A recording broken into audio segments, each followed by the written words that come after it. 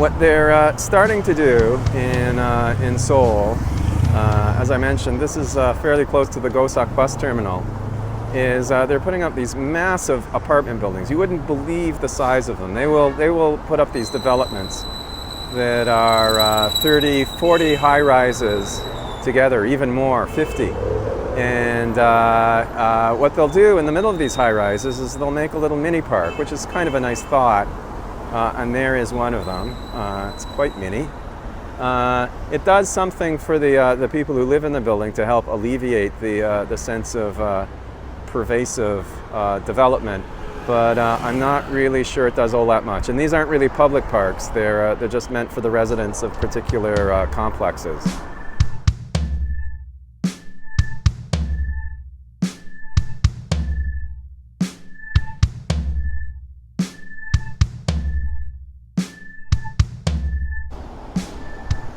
And here's more of that same street with a local Shimin walking down the sidewalk.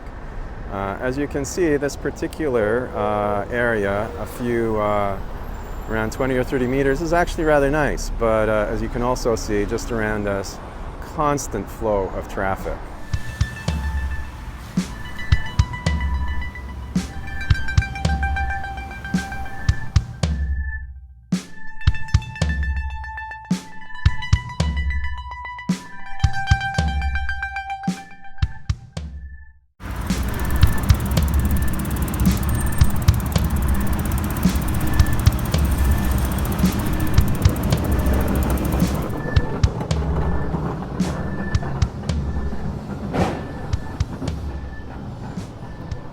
And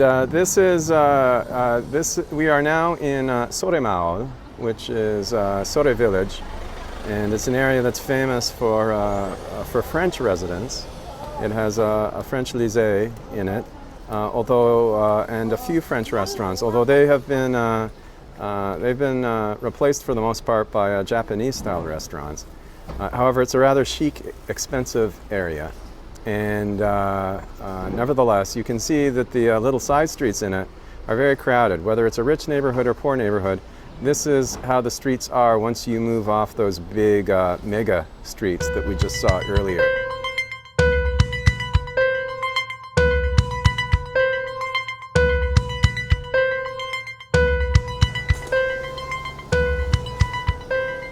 And here we are, still in Soremaol. This is a new building that's going up.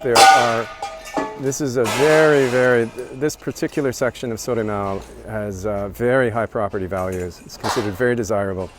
And so there are a lot of these buildings that go up. The building that was here beforehand wasn't very old. It was around 30 or 40 years old, and that too is common. You just knock down one building and put up another one when it's considered used up.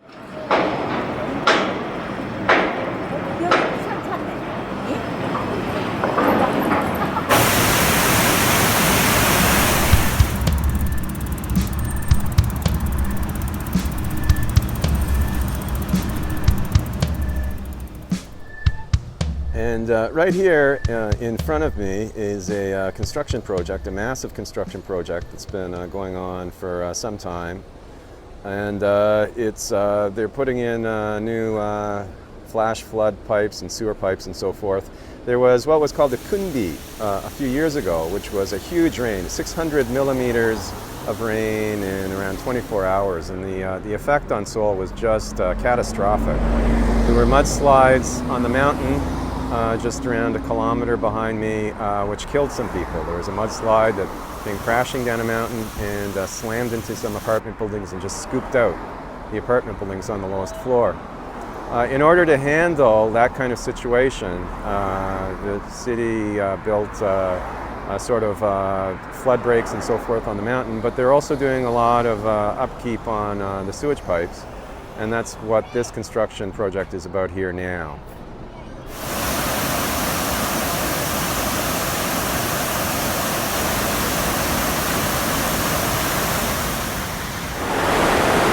And after a kundi, after one of those really big rainfalls, this is what it's like, except even more torrential.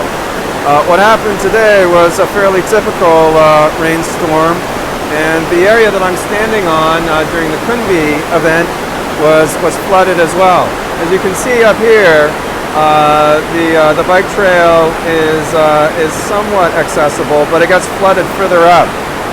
And during the Kunbi, everything was flooded up to a point of around 2 meters above where the water level is right now.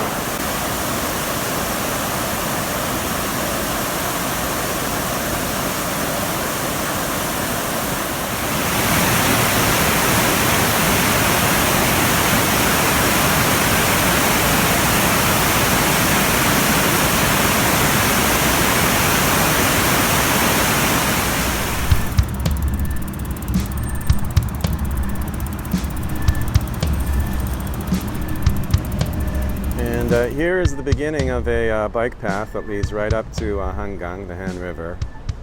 You can see the expressway just to the left of it. It's sort of 2 levels of expressway actually. And then lower down, just on the left-hand lower side, is a little stream which was quite congested. It used to smell a great deal of mildew and algae during the summer. The city has made an effort to clean that up, clarify the water, and it's been semi-successful. But there still is a problem with stagnant water and lingering pollution and so forth. During the Kunbi a few years ago, this entire area was completely flooded. It was impossible to walk along here. So that rise in water was maybe, I don't know, around 3 meters almost or something like that. Most of Seoul is the city next to the banks of the Han are quite elevated, so floodwaters don't get that far, and there's sort of like this is almost like an estuary area that kind of absorbed the floodwater. But if you were to build a house right beside the river, you might be in trouble, because flooding can be a problem during the summers when Jangma comes. Jangma has not come this year. Jangma is the Korean monsoon. It hasn't come yet. It's June the 22nd and June the 23rd as I talk. But probably those big rains will come fairly soon. In fact, Koreans are kind of worried right now that the rains this year will be too heavy because they're sort of building up. It's just too dry right now. It's a little bit eerie. And there it is, just off in the distance behind that big pair of concrete bridges. The Hangang, the Han River, a small group of people just heading down to have an evening stroll. So we're by the big river itself.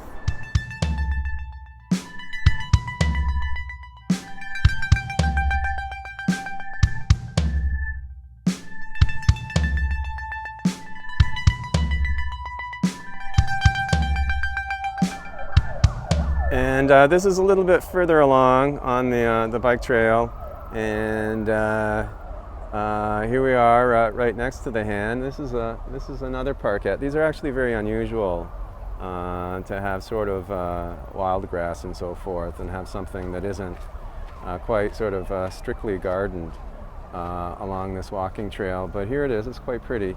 And there, just behind me, is the Banpo-daegyo, the big blue bridge with the light show in the evening that those 2 tourists I was talking to earlier were interested in.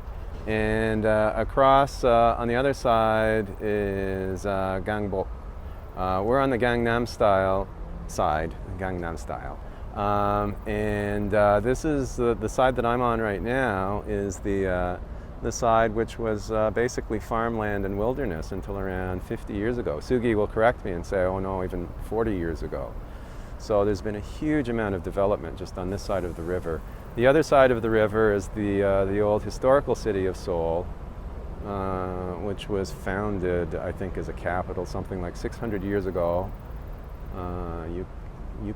600년 전부터 Seoul 시작했어요. But I think long before that, Seoul was already a fairly important city, a trade city and so forth. And that is the side where all the history is, on the far side of the river.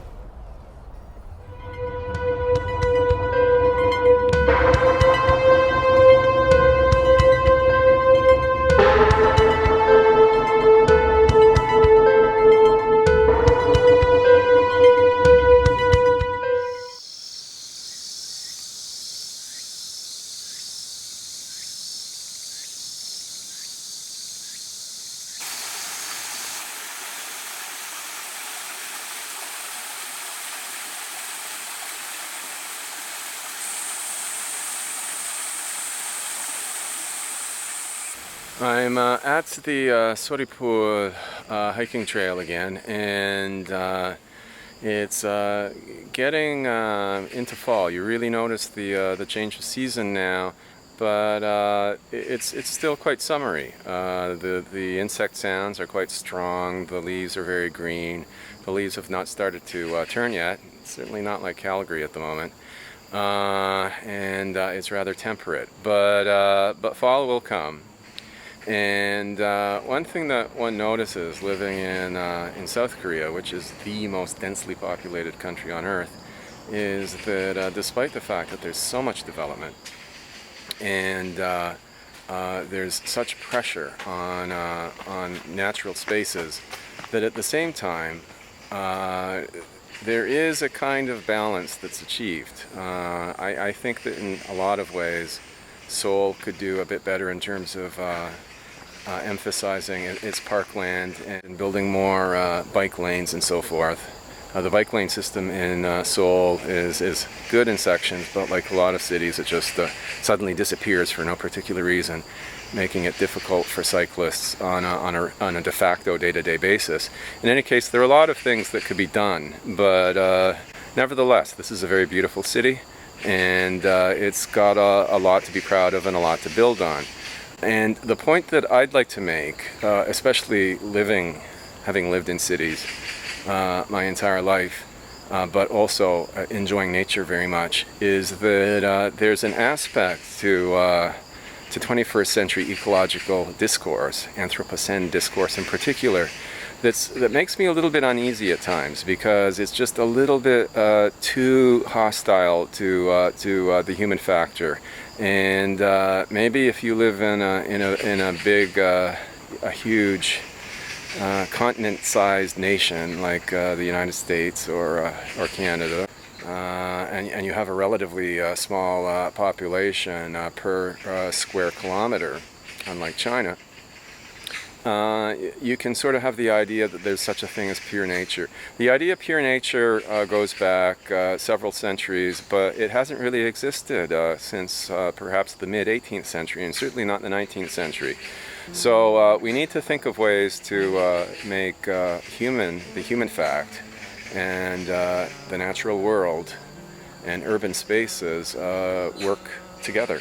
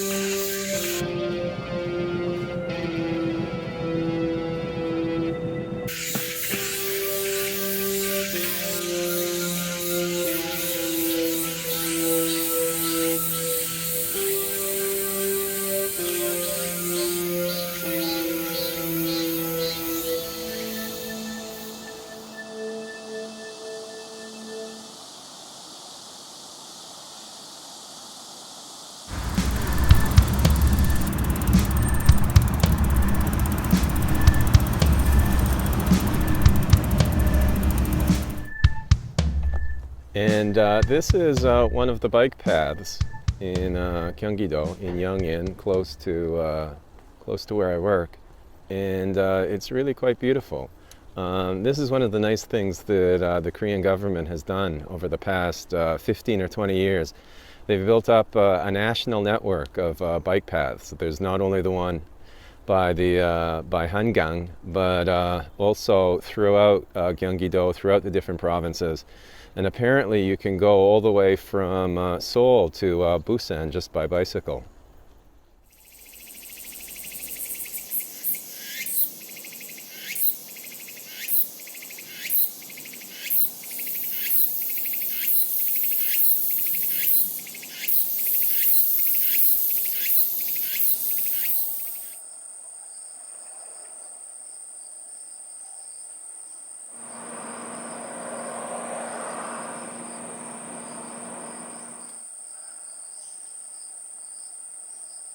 I've been making art about the relationship between nature and development here in South Korea, specifically in Seoul, for a few years now.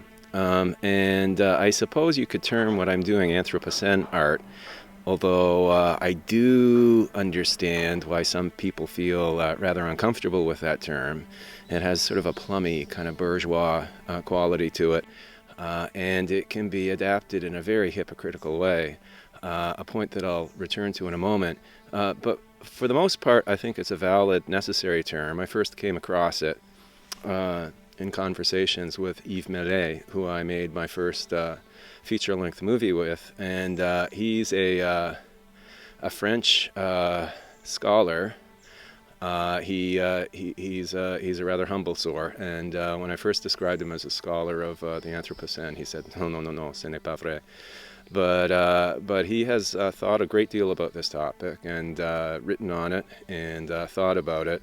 He was my introduction, and I do think it's a valid area of study. I do think that the Anthropocene is real. This summer has been an alarming one in terms of heat waves, especially in northern India and parts of the Middle East, changed climate sort of timing here in South Korea, and very disturbing degrees of melt and warming in the Arctic and Antarctic. Will the situation stabilize? Who knows? But we have to assume the worst and start preparing as a society for some big changes, some big effective changes, not just cosmetic ones. Now, one reason, as I just said, I feel a little bit uncomfortable with the term Anthropocene, and one reason is because of a documentary called The Anthropocene, The Human Era, which I think was well-intentioned but rather flawed. And one specific point that I'd make about it is that it does not mention air travel at all. Now, that particular film crew did have to travel internationally to several places, and surely they were aware of air travel as a contributing factor. Military systems and civilian aviation constitute around 50-50 split in terms of pollution caused by airplanes. Both of them could do with a reduction. The trend right now these days is for people to sometimes say, I don't fly anymore, I'm giving it up. Well, it's not that simple. People, one thing that we have to remember about civilian aviation, as it is for regular average people like us, is it's a form of mass transit, and if you're not in that seat, somebody else will be. It's the planes themselves, the number of planes in the sky, that need to be reduced, not the number of passengers per plane. That's the first point I'd like to make. The second point is artists who travel a lot have got to start dealing with this and start thinking about their own behavior. I know some gifted artists who nevertheless seem to have almost an addiction to going to conferences, to going to events and so forth. And at a certain point, there does need to be a little bit of reduction, a little bit of self-control, a little bit of placing the needs of the community ahead of one's own career. That's another point that I'd like to make. And finally, to return to the movie, The Anthropocene, in one section of the movie, as I said, it doesn't mention air travel at all, which is a very serious admission.